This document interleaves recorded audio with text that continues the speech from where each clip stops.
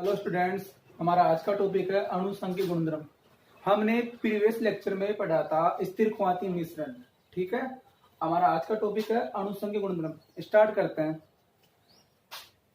बेटा नाम से स्पष्ट है, अणुसंख्यक गुणधर्म ऐसे गुणधर्म विलयन की जो अणु की संख्या पर डिपेंड करते हैं। अणु किसके? विलय के। तो परिभाषा होगी विलयन के वे गुणधर्म जो विलय की मात्रा, विलय की संख्या पर निर्भर करते हैं। मतलब जैसे विलयन गुणधर्म है वाष्पदाब, हिमांक और कवथनांक, ये गुणधर्म होते हैं विलयन के। वो सब डिपेंड करते हैं विलय की मात्रा पर। आप विलायक में विलय जितनी अधिक मात्रा में ऐड करोगे उतना ही गुणधर्म बदलेगा, चाहे वाष्पदाब हो, चाहे कवथनांक हो, चाहे हिमांक हो। तो परिभाषा होगी ऐसे गुणधर्म जो विलय की संख्या या मात्रा पर निर्भर करते हैं, या विलयन के वे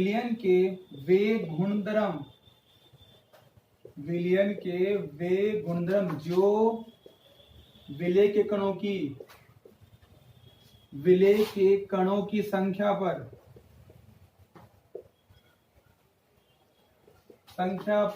निर्भर करते हैं कहलाते हैं अणुसंख्यक गुणधर्म।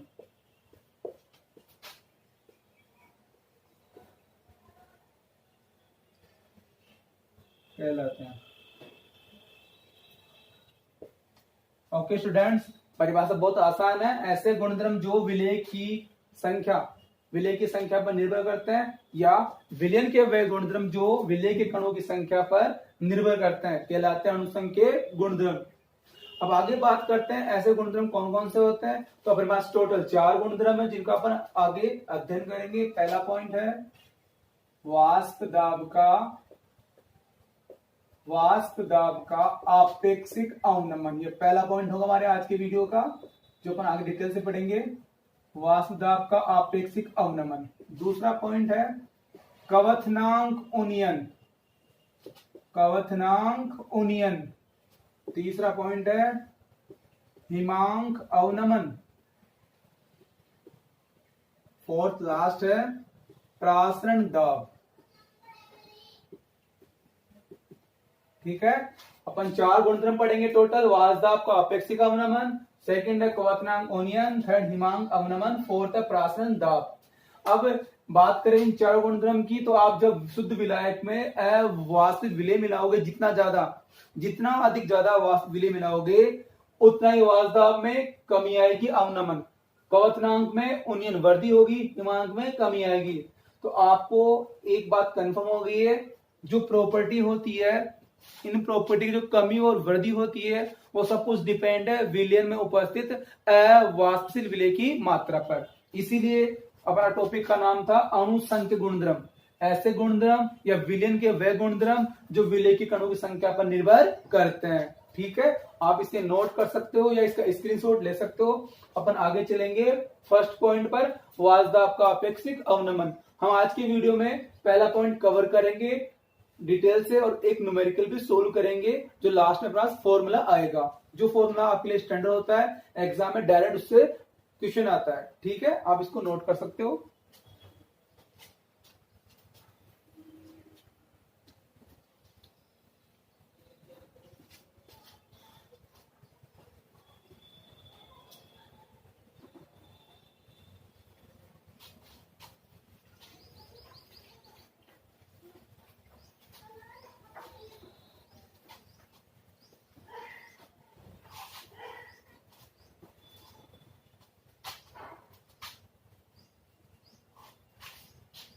देखो स्टूडेंट्स, ध्यान समझना। पहले परिभाषा पढ़ने से पहले आपको मैं डायग्राम बता रहा हूं। ये टॉपिक एक बार पहले भी आया था जब अपने राउल्ट नियम के 2 केस पढ़े थे। पहला केस था वाष्पशील विलयन के लिए राउल्ट का नियम, और सेकंड केस था अवाष्पशील विलयन के लिए राउल्ट का नियम। तो तो जो लास्ट में निष्कर्ष निकला था वहां पर इस टॉपिक इस शब्द का जिक्र किया था वाजदाब अपेक्षिक अवनमन। उसके जस्ट बाद जो अगला वीडियो आया था वो इसके बारे में बताया था, इसकी परिभाषा सूत्र के बारे में पढ़ा था। एक बार पर फिर ध्यान से पढ़ रहे हैं तो ध्यान से देखो आप। पहले अपन बात करेंगे वाजदाब में कमी क्यों आती है विलय मिलाने पर, अवासी विलय। तो देखो आपके पास दो पात्र है। पहले पात्र में आपके पास केवल विलायक भरा हुआ है, ठीक है, विलायक भरा हुआ है जो कि शुद्ध अवस्था में है, क्योंकि केवल विलायक भरा हुआ है, विलय एब्सेंट है तो ये शुद्ध विलायक है, ठीक है। और ये इसका सरफेस लास्ट एरिया।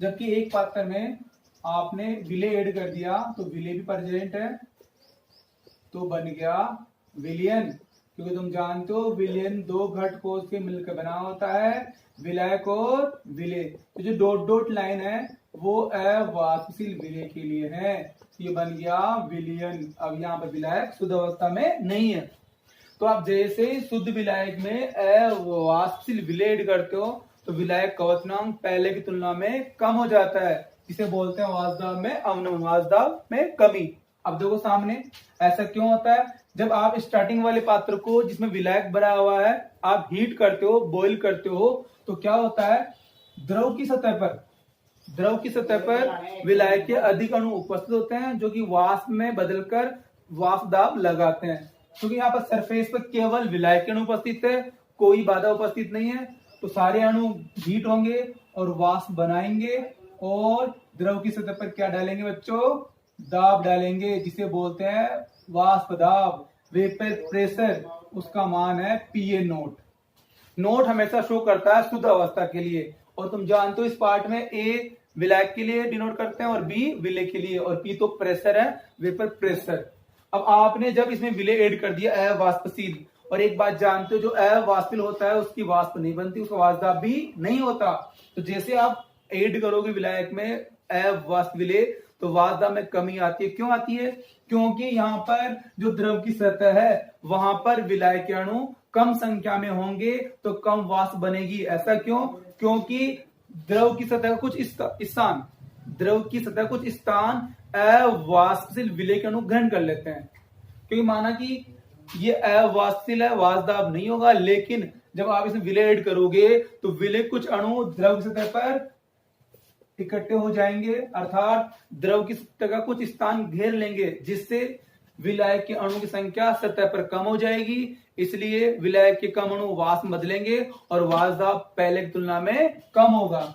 ठीक है स्टूडेंट्स, मैं रिपीट कर रहा हूं, इसमें क्या होगा, द्रव की सतह का कुछ स्थान अवाष्पित विलय के अणु ग्रहण कर लेते हैं, इसलिए विलायक के अणु पहले की तुलना में कम हीट होते हैं, वाष्प बनाते हैं, जिसे वाष्पदाब भी कम होगा। ठीक है, तो अपन बोल सकते हैं किसी शुद्ध विलायक में अवाष्पशील विलय मिलाने पर विलायक का वाष्पदाब कम हो जाता है, और तथा इस वाष्पदाब में उत्पन्न ये कमी कहलाती है वाष्पदाब अवनमन। ठीक है, अपन परिभाषा लिखते हैं, देखो सामने।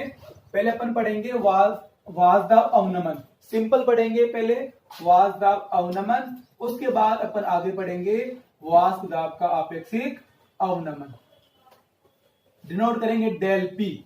जब भी परिवर्तन ज्ञात करते हैं डेल लगा देते हैं। तो देखो अपन लिखेंगे किसी विलयन का वाष्पदाब शुद्ध विलायक की तुलना में कम होता है। ठीक है, कारण मैंने बता दिया, आपको समझ में आ गया होगा, कम होता है क्योंकि जो द्रव की सतह है वहां पर विलय के कुछ अणु स्थान ग्रहण कर लेते हैं, जिससे विलय के अणु को वाष्प बदलने में परेशानी होती है, बाधा पहुंचती है, इसलिए विलय के कम अणु वाष्प बदलते हैं और वाष्पदाब भी कम हो जाता है। अर्थात किसी शुद्ध विलायक में अवाष्पशील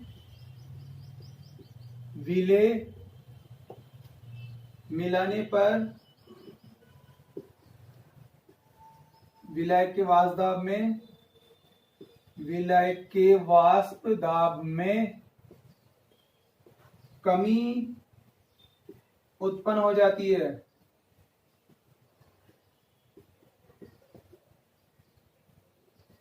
वाष्प दाब में उत्पन्न ये कमी, वाष्प दाब में उत्पन्न यह कमी क्या कहलाती स्टूडेंट्स? वाष्प दाब अवनमन। ठीक है, वाष्प दाब में उत्पन्न ये कमी क्या कहलाएगी? वाष्प दाब अवनमन कहलाती है। ठीक है, आगे अपन बात करें जनरल फॉर्मूला, वो क्या होगा? डेल पी बराबर, ज्यादा वाष्प दाब किसका है? विलायक का, कम किसका है? विलयन का। तो अपन बात करेंगे P A note minus P T. कुछ बुक्स में ये पी लिखा हुआ है, टी लिखा हुआ नहीं है, कोई दिक्कत, दोनों सेम है। पी लिखे तो भी विलयन का वाष्प दाब है और पी टी लिखे तो भी विलयन का वाष्प दाब है। टोटल मतलब कुल वाष्प दाब। ठीक है, तो ये परिभाषा आप नोट कर सकते हो। किसी विलयन का वाष्प दाब शुद्ध विलायक की तुलना में कम होता है, अर्थात कि शुद्ध विलायक में जैसे आप ऐड करोगे अवाष्पित विलेय तो क्या हो जाएगा? विलायक का वाष्प दाब पहले की तुलना में कम हो जाएगा और ये कमी क्या कहलाती है? वाष्प दाब अवनमन। ठीक है, इस सूत्र होगा डेल पी बराबर P A note minus P T. यहाँ पर डेल पी क्या है? वाष्प दाब अवनमन।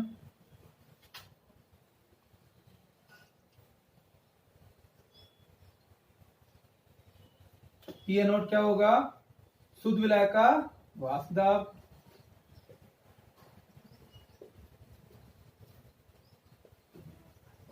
पीटी होगा विलयन का कुल वाष्प दाब है, विलयन का वाष्प दाब। ओके, तो आप इसको नोट कर सकते हो या इसका स्क्रीनशॉट ले सकते हो। अपन आगे चलेंगे, वाष्प दाब का आपेक्षिक अवनमन पढ़ेंगे। ठीक है,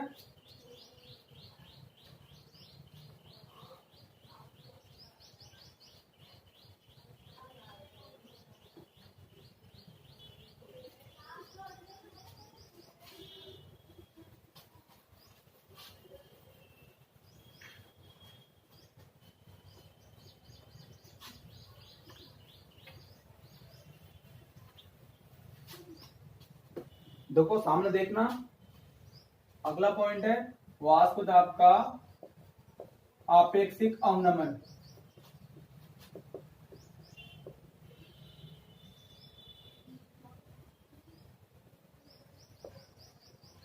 आपेक्षिक मतलब आपको तुलना करनी पड़ेगी पहले के मान से, तो परिभाषा होगी वाष्प दाब अवनमन तथा शुद्ध विलायक के वाष्प दाब, शुद्ध विलायक के वाष्प दाब का अनुपात कहलाएगा वाष्प दाब का आपेक्षिक अवनमन कहलाता है। ठीक है, बात करें आगे जनरल फॉर्मूला जो आपके न्यूमेरिकल में काम आएगा, वो होगा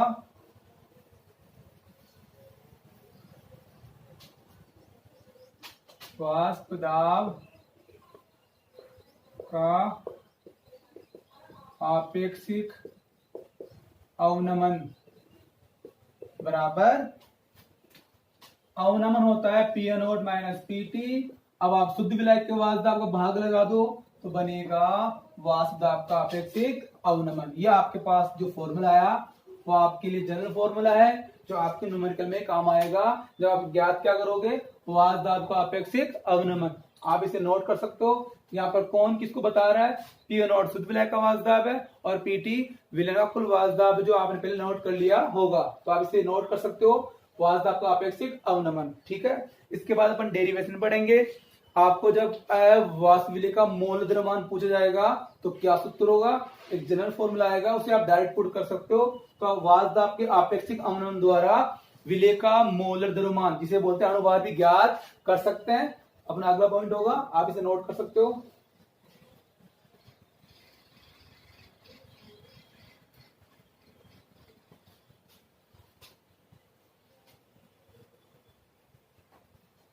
ओके स्टूडेंट्स, आगे चलते हैं। अगला पॉइंट,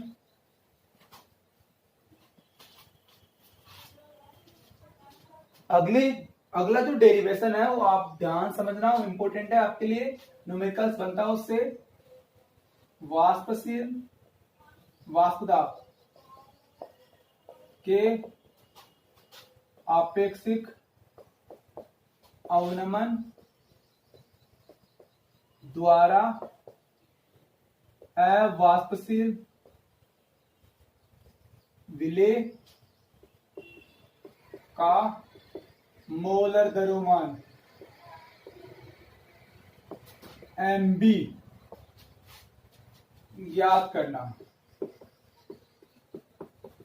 ठीक है, अब ज्ञात करेंगे उसके पहले आपने जब पढ़ा था राउल्ट का सेकंड केस अवाष्प विलेय के लिए, तो वहां पर एक सूत्र एक फॉर्मूला आया था, उससे अपन उसको आगे डिटेल से पढ़ेंगे। तो जो सूत्र बनेगा लास्ट में वो होगा MB ज्ञात करने के लिए सूत्र। तो देखो अपने वहां पढ़ा था अवाष्पशील विलेय युक्त विलयन के लिए विलेय की मोलबिन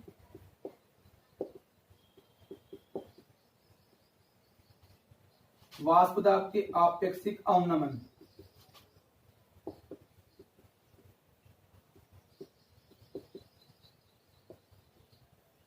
के बराबर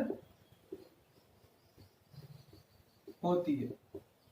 ठीक है, सूत्र बनेगा XB बराबर PA0 minus P upon PA0। आप इसे PT भी कर सकते हो, या आपके पास राउल्ट का सेकंड केस आया था, इस केस को अपन आगे डिटेल से पढ़ेंगे, आगे विस्तार से करेंगे। तो अपना जो सूत्र आएगा, जनरल फॉर्मूला आएगा, वो होगा वाष्पदाब का आपेक्षिक अवनमन और MB के मध्य संबंध होगा। ठीक है, आप इसे नोट कर सकते हो। अपन आगे सूत्र को आगे लेके चलेंगे, डिटेल से पढ़ेंगे। तो आपके पास जो फॉर्मूला आएगा वो आपके एग्जाम के लिए इंपॉर्टेंट है, आपके एग्जाम में काम आएगा।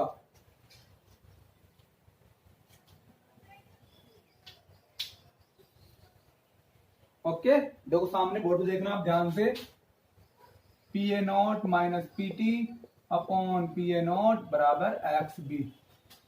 अब यहाँ पर XB डिनोट करती है विलेय के मोलबिन को। आप मोलबिन ज्ञात करना जानते हो। आपको अगर मोलबिन ज्ञात करनी है तो मिश्रण में जितने घटक होते हैं उन सबके मोल आपको पता होना चाहिए। उन मोलों का अनुपात ज्ञात करके अपन मोलबिन ज्ञात कर सकते हैं। तो आप जानते हो XB विलेय की मोलबिन है, तो विलेय की मोलबिन क्या होगी? विलेय के मोल बट्टा कुल मोल। ठीक है, या फिर अपन बोल सकते हैं विलायक के मोल प्लस विलेय के मोल। संकेत में बदलेंगे तो XB मोल में बोलते हैं X को, विलेय B तो बराबर X मोल है, मोल बोलते हैं N को, NB upon Na plus NB। ठीक है, अब इस मान को ऊपर पुट करेंगे तो अपने पास जो फॉर्मूला आएगा वो होगा PA0 minus PT upon PA0 बराबर NB Na प्लस NB। ठीक है, आगे देखो, अब यहां पर जो विलयन होता है वो तनु होता है, अर्थात जो आपने विलय मिलाया है वो बहुत कम मात्रा मिलाते हो, न के बराबर है, इसलिए NB की मात्रा को अपन नेग्लेक्ट कर देते हैं। तो अपन लिखेंगे विलयन तनु हो तो Na ग्रेटर देन है NB से, इसलिए NB बराबर नगण्य। तो आपका फॉर्मूला आएगा PA0 minus PT upon PA0 बराबर NB अपॉन Na। ठीक है, अब NB और Na क्या है? विलेय का मोल, विलायक के मोल। आप मोल का सूत्र जानते हो, ग्राम मात्रा बटे अणुभार। तो लिखेंगे चूंकि NB बराबर होगा विलेय की ग्राम मात्रा और विलेय का अणुभार, WB और MB, ऐसे ही Na बराबर WA और Na, दोनों के मान को पुट कर देंगे बच्चों। लास्ट में फॉर्मूला आएगा PA0 minus PT upon PA0 बराबर, पुट करेंगे WB अपॉन MB, इसे पुट करेंगे WA, ऊपर चला जाएगा MA। ये फॉर्मूला आपके पास निकल के आएगा, जो इसका अंतिम फॉर्मूला है जो आपकी न्यूमेरिकल में काम आएगा। ठीक है, आप इसे नोट कर सकते हो।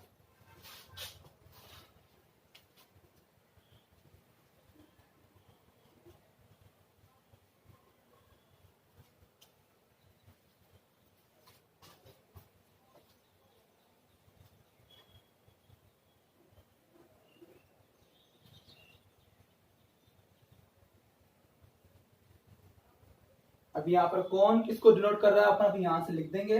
वैसे आपको अच्छे से समझ में आ रहा होगा। पी ए नोट है शुद्ध विलय का वाष्पदाब, पीटी है विलय कुल वाष्पदाब, डब्ल्यू बी विलय की ग्राम मात्रा, एम ए विलय का मोल द्रव्यमान या अणुभार, एम बी विलय का मोल द्रव्यमान जो अपन ज्ञात करेंगे न्यूमेरिकल में, और डब्ल्यू ए विलय की ग्राम मात्रा। ठीक है, अब आगे लिखते हैं।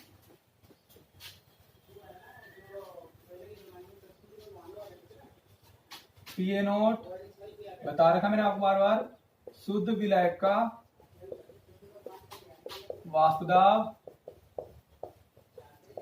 पीटी बराबर विलयन का वाष्पदाब,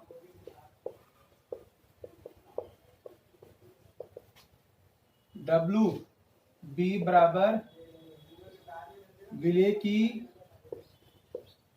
ग्राम मात्रा,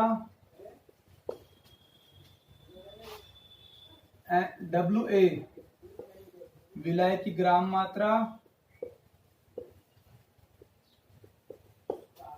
एम बी विलय का मोलर द्रव्यमान, जो आपसे एग्जाम्पल क्वेश्चन पूछा जाएगा, एग्जाम में जो न्यूमेरिकल आएगा उसमें आपसे एम बी पूछा जाएगा, विलय का मोलर द्रव्यमान,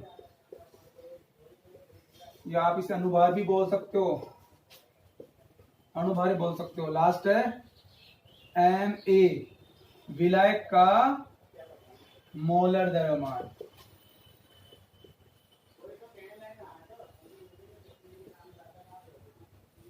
ठीक है, आप इन्हें नोट कर सकते हो। अपन आगे बढ़ेंगे न्यूमेरिकल, जिसमें आपको शुद्ध विलय का वाष्पदाब मिलेगा, विलय का वाष्पदाब मिलेगा, विलय ग्राम मात्रा मिलेगी, विलय ग्राम मात्रा मिलेगी, और विलय का मोल द्रव्यमान मिलेगा। या फिर आप सूत्र से आप कैलकुलेट कर सकते हो। आपको सूत्र से अणुभार ज्ञात करना आता है, और एक बचेगा एम बी जो आपसे पूछा जाएगा। ठीक है, आगे चलेंगे क्वेश्चन के ऊपर, आप इसे नोट कर लीजिए।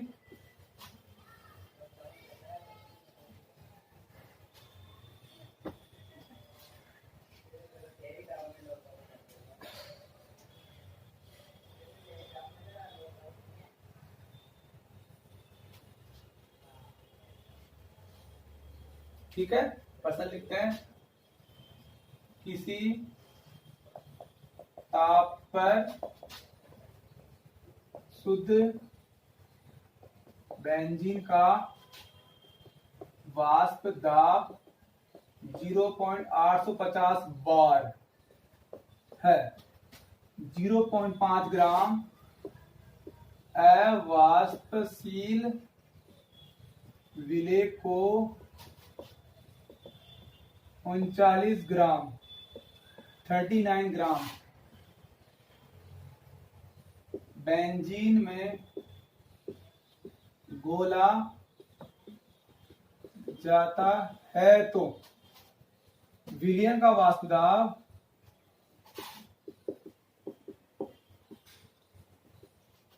0.845 बार हो जाता है। तो विलय का मोलर द्रव्यमान, मतलब आपको एमबी कैलकुलेट करना है, मोलर द्रव्यमान ज्ञात कीजिए।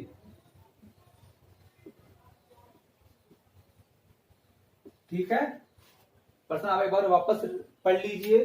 किसी ताप पर शुद्ध बेंजीन का वाष्प दाब 0.850 बार दे रखा है। जब आपने 0.5 ग्राम विलय को मिलाया 39 ग्राम बेंजीन में, तो जो बना विलयन उसका वाष्प दाब 0.845 हो जाता है। तो आपको एमबी ज्ञात करना है। तो आप एमबी ज्ञात करने के डायरेक्ट लगाओगे फॉर्मूला, जो क्या होता है, देखो सामने बोर्ड के ऊपर आसान फॉर्मूला है।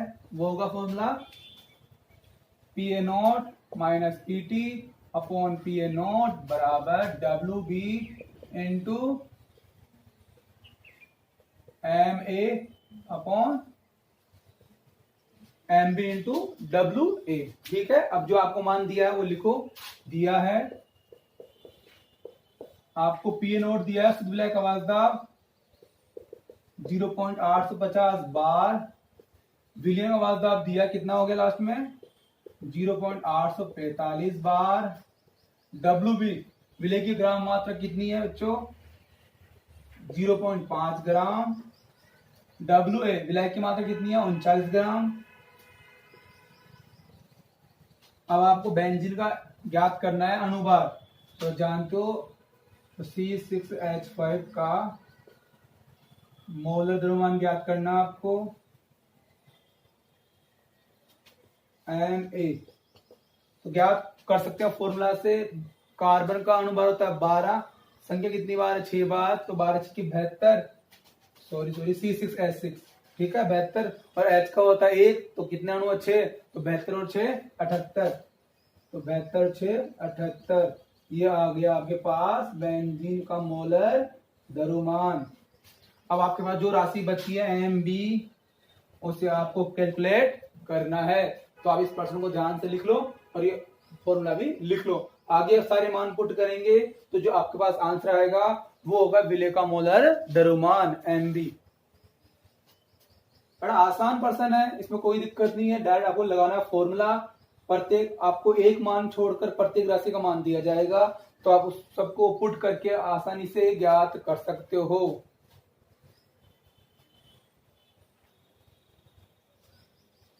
ठीक है, अब सारे मान पुट कर लेते हैं, उसके बाद जो आंसर आएगा वो होगा MB। देखो सामने 0.850 माइनस 0.845 डिवाइड 0.850 बराबर WB का मान देगा 0.5, MA देगा 78, MB आपको ज्ञात करना है और इंटू WA 39। आगे सोल्व करेंगे, इसको काटेंगे बेटा, 2 बार कटेगा, लेस करेंगे तो बचेगा 0.005850 बराबर, इसको आप मल्टीप्लाई करोगे तो आएगा 1 अपॉन MB। ठीक है, क्रॉस मल्टीप्लाई करें तो MB बराबर 0.850 डिवाइड 0.005, पॉइंट से पॉइंट कट जाएगा तो MB बराबर 850 डिवाइड 5। सोल्व करेंगे तो आएगा आंसर 170। आंसर आएगा 170 ग्राम मोल इनवर्स। ठीक है स्टूडेंट्स, ये आपके पास एक न्यूमेरिकल था, इसमें आपने MB ज्ञात किया। ये फॉर्मूला आपने लगाया, सिंपल फॉर्मूला है, डायरेक्ट फॉर्मूला है। जब भी आपका न्यूमेरिकल आए MB ज्ञात करने के लिए और आपको वाजदाब के बारे में दिया गया हो तो आप ये फॉर्मूला लगाना और सारे मान पुट करके MB ज्ञात कर लेना। ठीक है स्टूडेंट्स, अपन अगले वीडियो में मिलेंगे। आज इतना ही, अगले वीडियो में पढ़ेंगे अपन। अगला पॉइंट है कवचनांक ओनियन। ठीक है, अगली क्लास के अंदर। ठीक है।